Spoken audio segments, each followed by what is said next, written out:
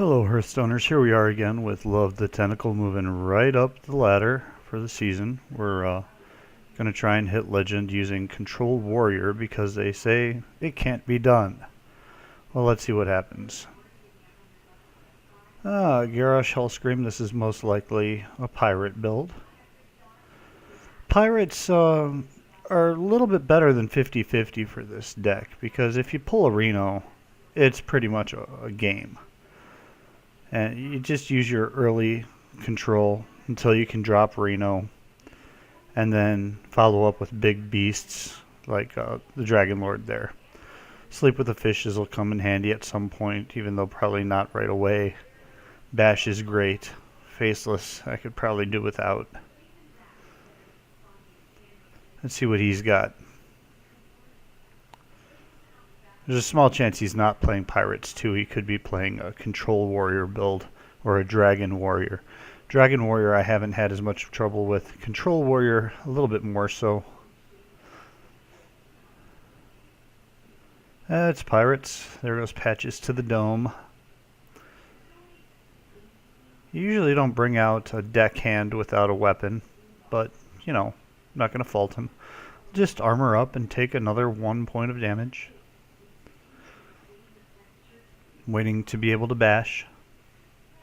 Or Ghoul or something like that. War Axe. Yeah. I think we'll bash. It's still early to be taking unnecessary damage. Bash costs more than a War Axe. And they'll probably buy us another turn since we're only looking at Patches as more damage. Small Time Buccaneer.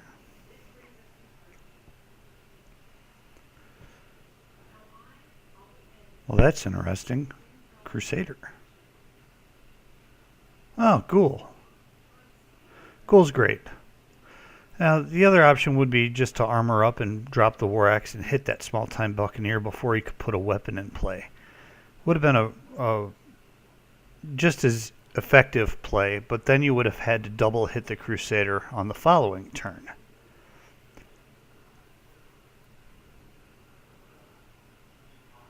I don't currently have something to double hit the Crusader with, so I'm not going to kibitz about that missed opportunity. Small Time Buccaneer again. 3-3. Yeah, we'll take another 3 from that. And then we'll offer him the trade for the Ghoul since he doesn't have much aggro out there right now. He's probably not going to take it. He is Pirates after all. But if he doesn't take it, that Tauron's looking really, really nice. Oh. Now that was a boo-boo. He left his Kor'kron open to retaliation. He should have used the Crusader on my Ghoul at that point, but that's okay. There's Tauron. There's Grime Street. Many of the pirate players don't play intelligently. Now we're going to take Protect the King here. Against pirates, King Crush is just way too expensive and doesn't really come into play. We have plenty of late game control as is. Enter the Colosseum is a really awesome card against Jade Druid, but Warrior Pirate is about as far from Jade Druid as possible. We're going to make him feel that mistake by slamming our Ghoul into the Kor'kron, letting that Crusader come at our Tauron.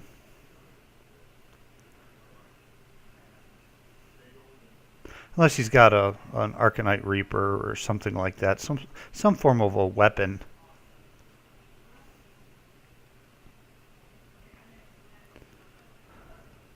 But then that's still only 3 more damage, and we'd be hitting the Crusader with the Grime Street next turn as is. So yeah, that's his best move right there. To another 3. I've got 3 on the board.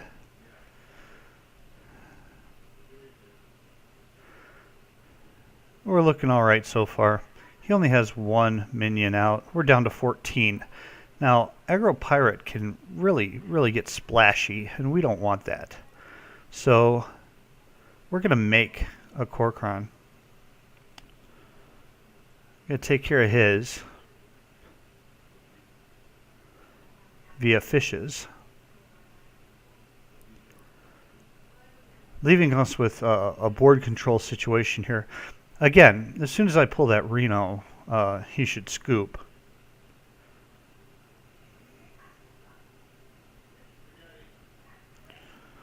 Another viable play last turn was playing Protect the King.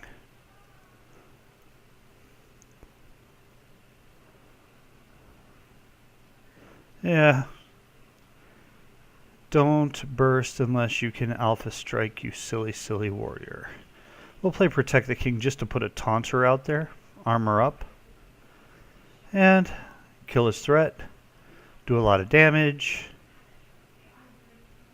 Since he's not at 12, I'm not worried about the mortal. And the taunter out there can take care of any weapon attack that he's got planned. He doesn't have another charger immediately unless it's a Gromash, which would be really, really odd in Pirates. Ooh, Cleave Bait. Good, good, good. Well, let's use that Cleave. And we'll spend some of our little minions to clear up the board. Do some more damage to him. Armor up, pass the turn. Now we're going to use this. You got to spend that Fiery War Axe just in case he's got an Acidic Slime Ooze or in case we draw a Gorehowl. Again, we're still waiting on Reno. We're at 8 though. And every turn that he cannot do damage to us, we're getting further and further away.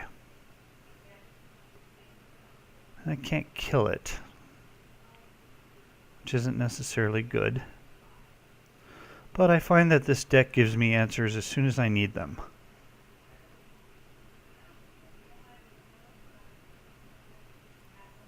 Barnes or something would be nice. Chillmaw, just as good. Drop Chillmaw. Again, there's another answer. 2 to the dome. Armor up, pass the turn. It's really simple at this point. Just going to let him bash his head against our wall.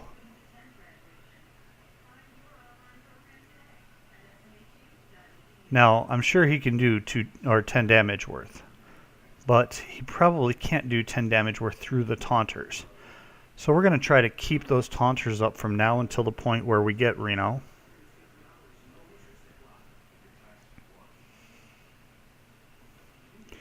And because of Enzoth here in our hand, we're going to try and kill off that Chillmaw. Since we're going to try and get Enzoth for our next taunter, we'll get another Death Rattle out there and hopefully be able to double up on the effect. Still waiting on Reno.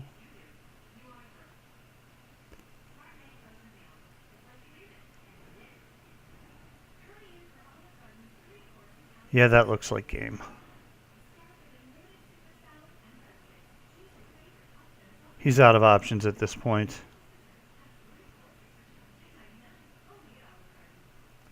Thank you, Warrior.